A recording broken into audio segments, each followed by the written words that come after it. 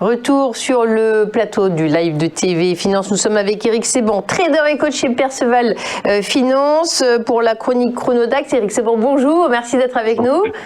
Bonjour.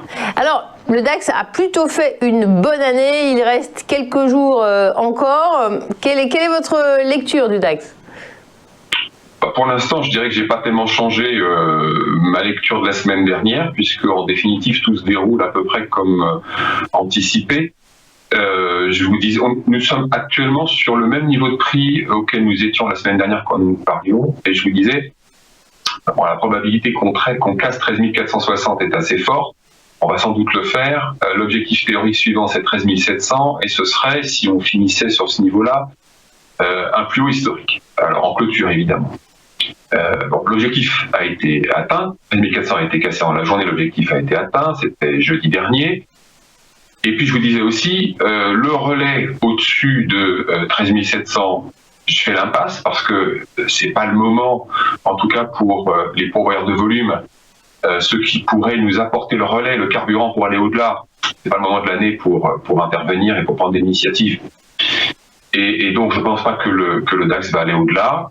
Et puis si on se dit que ça peut pas monter, alors ça peut peut-être descendre. Et je vous disais, attention, ne jouez pas les contrats futurs, travaillez plutôt avec des options put pour jouer un trou d'air. Un trou d'air parce que je faisais également l'impasse sur une baisse très forte. Alors, où ça va finir? Je sais pas, mais en tout cas, tout ce que je vois, c'est que l'objectif a été atteint, le trou d'air a eu lieu, à la faveur de nouvelles comme prévu et aussi à la faveur du manque de densité. Moins d'acteurs sur le marché, moins de densité, donc des mouvements qui se déplacent sans rencontrer de contrepartie. Et également, je vous disais, je vois pas non plus une forte baisse. Et donc, c'est exactement ce qui se produit, puisque le marché, une fois encore, comme tout au long de l'année 2020, eh bien, est soutenu avec une forte reprise. Notez hier que le marché s'est ressaisi de 200 points quand même, dans une journée où, eh bien, typiquement, au mois de décembre, il ne se passe pas grand-chose. Alors, il ne se passe pas grand-chose, mais en fait, c'est exactement ce que je vous disais, il peut tout se passer parce qu'il y a peu d'acteurs. Et donc, de cette manière, jouer des écarts importants peut se faire avec les bons outils, puisque les puts dont je vous parlais sont évidemment fortement valorisés. Sur le plan graphique, les supports ont tenu.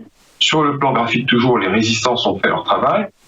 Et je continue à penser, comme la semaine dernière, que le marché se satisferait évidemment d'une clôture au-dessus de 13 500. Encore une fois, vers 13 700 serait parfait, puisque ça nous afficherait un nouveau plus haut, et ce serait en relation avec tout ce qui s'est passé cette année, c'est-à-dire à savoir les pires nouvelles se produisent, mais le marché continue d'être tiré. C'est la magie de la dette, celle qu'il faudra un jour rembourser, et c'est le bilan qu'il faudra faire aussi quand on arrêtera d'avoir des énièmes vagues et des énièmes mutations de virus. Je ne sais pas où on va, mais bon, en tout cas, pour la fin de l'année, tout le monde a envie de mettre la poussière sous le tapis et de montrer bonne figure sur les marchés. Parce que de toute façon, l'objectif des banques centrales, il ne faut pas se le cacher, l'émission de dette ne va pas vraiment vers les entreprises, elle va directement vers les marchés. C'est comme ça que ça se passe. Merci beaucoup. Éric, vous vouliez ajouter quelque chose ? Non, je vous souhaite de bonnes fêtes. Et puis, l'année prochaine, j'espère que le marché va continuer de nous donner du mouvement, parce que c'est toujours ça dont on a besoin.